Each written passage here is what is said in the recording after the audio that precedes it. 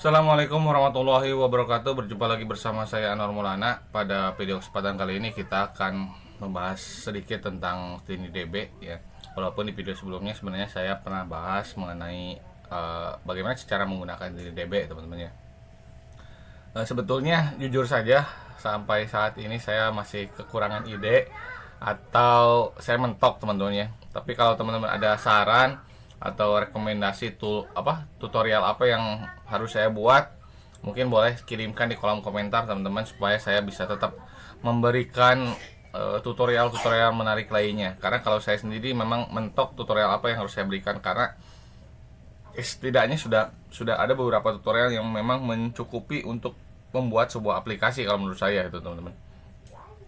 Nah, sehingga pada kesempatan kali ini saya buat lagi tentang TiniDB, karena memang mungkin masih banyak yang bingung apa sih fungsi TiniDB di sini, terus nanti cara penggunanya seperti apa. Nah, saya jelaskan sedikit ya mengenai TiniDB.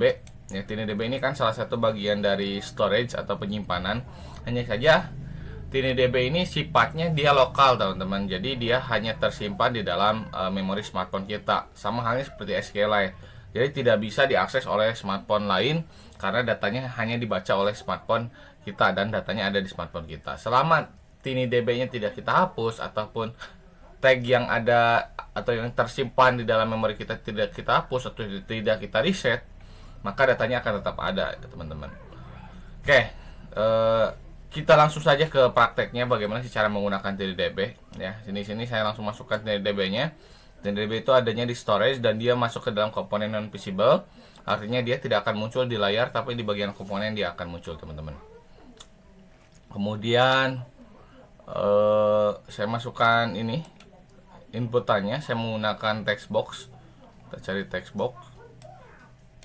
Nah, di sini saya sudah setting ini jadi di tengah. Ini hintnya kita rubah menjadi apa ya, masukkan nama saya lengkap.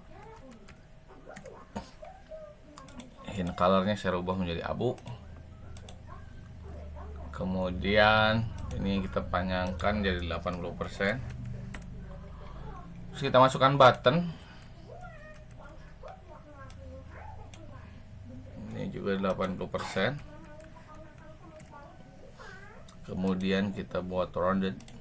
Background colornya kita rubah menjadi biru. Terus ini kita simpan. Nah, sudah seperti ini. Kemudian kita masukkan satu lagi, yaitu list view. List view ini kita rubah si font size-nya ya. Font size-nya jadi 14 saja. Kemudian background color-nya saya rubah menjadi warna ini ya, warna. Oke, kemudian kita coba masuk ke bloknya ya, atau kita tes dulu ya. Tes dulu, kita klik tes. Oh, ini sudah ke tes ya, tinggal kita refresh.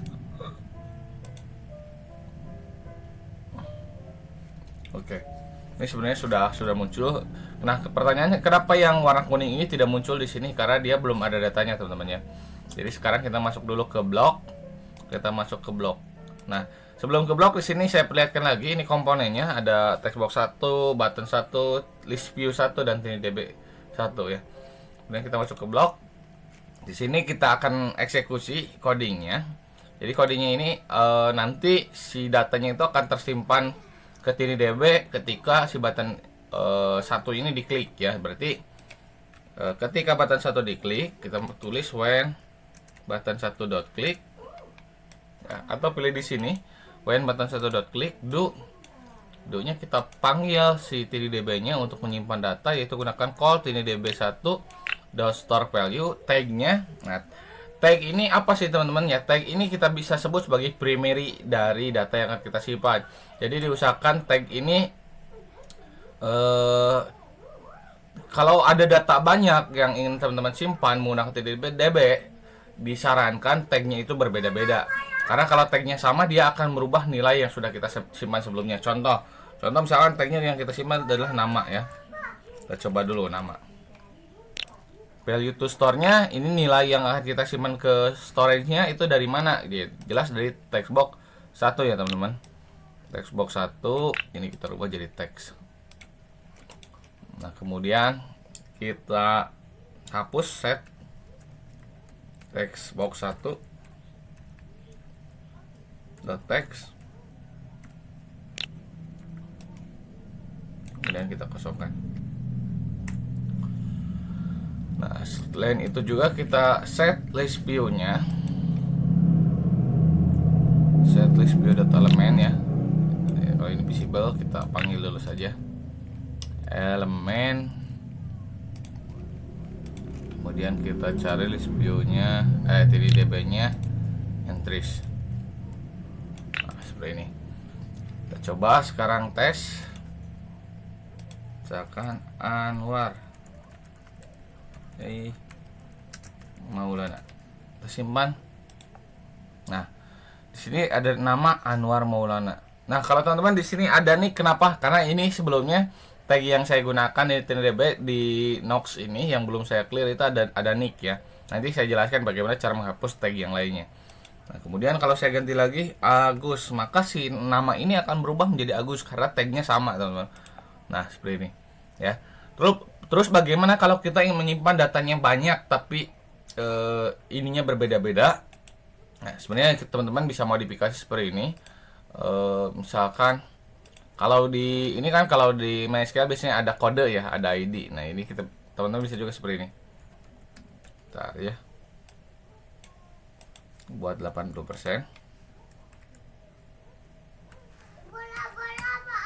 Nah, masukkan kode atau tag ya, misalkan tag ya. Masukkan tag. Nah, nanti tagnya ini kita rubah. Tagnya ini kita rubah dengan tag yang di text box 2 ya. Tagnya ini text box 2. Sehingga nanti tidak akan ada data yang sama ya, teman-teman. Sekarang kita coba tagnya misalkan U karena user 001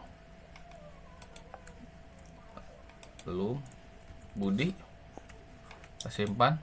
Oke, ini kita ganti U002 Susi, kita simpan.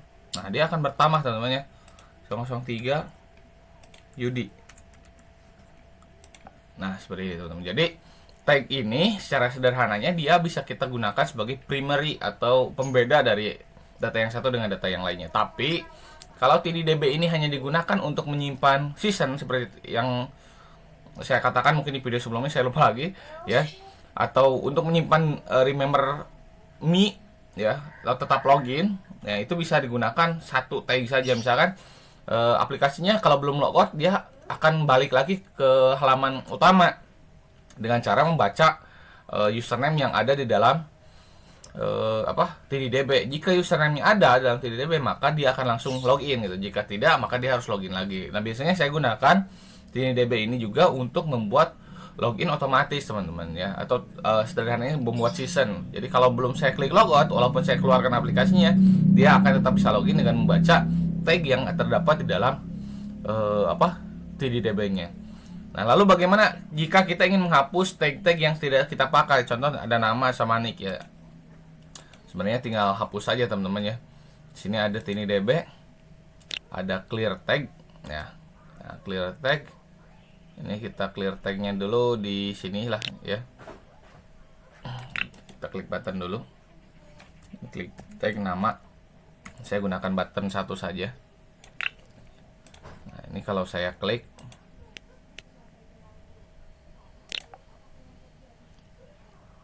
oh bukan yang ini. Ini yang 3 jadi kosong karena menumpuk ya. Ini saya lepas dulu saja. Saya akan hapus dulu yang ininya ya teman-teman, supaya tidak bingung. Nama sudah, ini kita ganti juga nick. Nicknya kita hapus. Nah, sudah ya, yang tersisa tinggal 3. Jadi ini bisa kita masukkan lagi. T03 tadi Yudi ya. Jadi seperti ini kurang lebih teman-teman. Ini hasil inputan yang kita lakukan melalui TiniDB. Jadi ini akan tersimpan selamanya selama memori handphone kita tidak kita reset ya. Contoh tadi ada nick yang tetap nempel, walaupun kita keluarkan kita masuk lagi dia akan tetap ada kalau kita tidak clear tag ya. Ada juga cara clear tag yang cepat, itu biasanya kalau digunakan untuk season, biasanya kalau sudah klik logout maka saya biasanya lakukan ini clear all ya. Saya lakukan clear all untuk menghapus semua tagnya, jadi nanti datanya itu akan hilang, semuanya hilang ya. Kemudian kalau kita simpan lagi yang baru, ini kita mulai lagi dari awal nanti teman-teman. Jadi nah jadi hanya satu data nih. Kurang lebih seperti itu cara penggunaan TinyDB. Mudah-mudahan video ini bisa membantu teman-teman bagi yang masih bingung bagaimana cara menggunakan TinyDB. Sebenarnya TinyDB juga bisa digunakan untuk menampung data. Contoh kemarin ada yang bertanya bagaimana cara menginputkan data melalui database yang online, tapi kalau koneksi internetnya tidak ada, dia bisa tersimpan dulu di database offline gitu ya. Bisa salah satunya dengan menggunakan TinyDB teman-teman. Oke, itu saja dari saya. Terima kasih. Jangan lupa klik tombol subscribe, share, dan like. Wabillahi taufiq wal hidayah. Assalamualaikum warahmatullahi wabarakatuh.